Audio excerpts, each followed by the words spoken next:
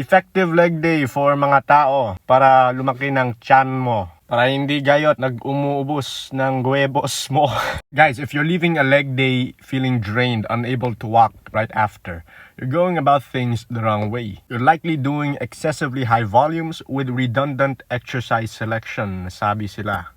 So let me show you how to do things right, how I would program an effective leg day for hypertrophy, for strength, power, performance, if you're an athlete, non-athlete, recreational lifter. So the very first thing you want to start off with, mga tao, is an aerobic warm-up. Anything to get the heart rate up, 120 to 140 beats per minute, using something that's low impact, something like an elliptical for more of a full body warm-up, or a bike. Since you're training legs, that's going to be more specific. It's going to get your muscles warmer, get blood flowing, make everything feel smoother, and make you perform better later on in the workout. I recommend doing 5 to 15 minutes, elliptical or bike. Don't make it too intense, but try to keep a steady pace and don't fatigue yourself too much. Once you're done with your warm-ups, you want to start your workout off with a jump movement. We all know what a jump is, anything that involves triple extension. You're jumping off the ground.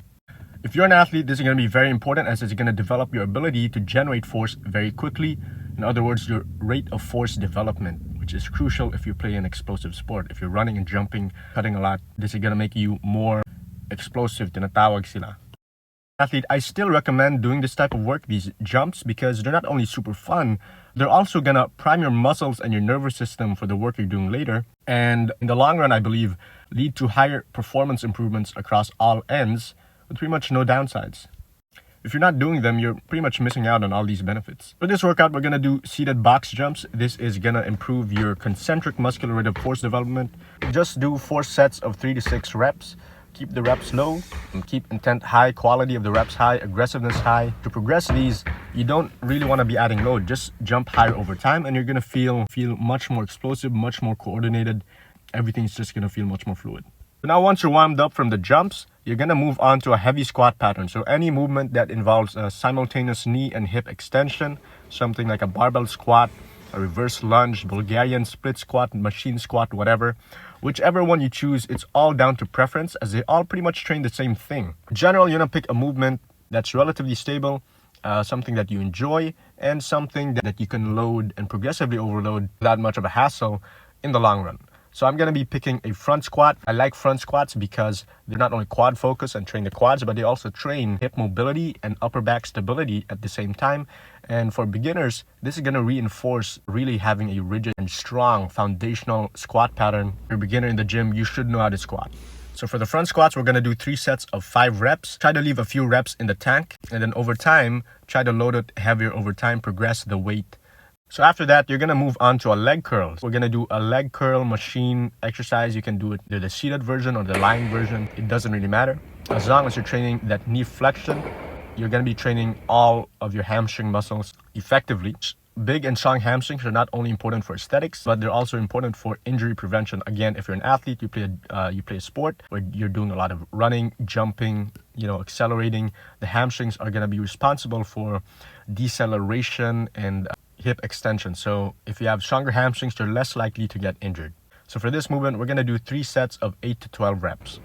Then after that, we're gonna do a knee extension isolation movement.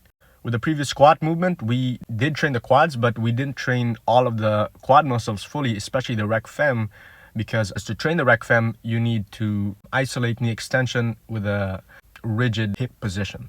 So to do that, you're gonna do a regular leg extension movement, something like a leg extension machine. Do that for 2 sets of 6 to 10 reps, and you're gonna be training all of your quad muscles very sufficiently, getting them stronger, which is also very important. And then to finish off the legs, we're gonna do a 90-degree hyperextension.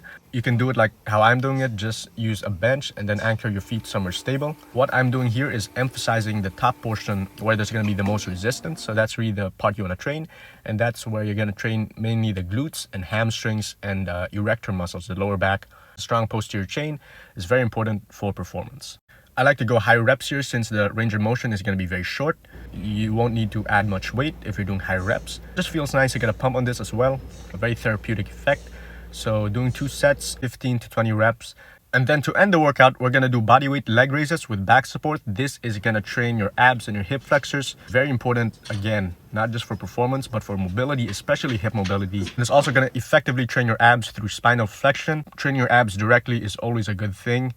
Abs are not made in the kitchen. You gotta train them normally like every other muscle group and progressively overload. 3 sets of an AMRAP, which means doing as many reps as possible. Ideally leaving a few reps in the tank, maybe 1 or 2 reps in the tank. If the movement is too easy and you feel you're getting more than 15 reps per set very easily, then you can add weight in the form of a medicine ball, which I don't personally do, but you can do if you're strong enough. If it's too easy, just bend your legs a little and progressively overload the range of motion. And that's how you train mobility. And yeah, that's pretty much it. Check the caption for the whole workout, save this video and try it for later. Let me know how it goes.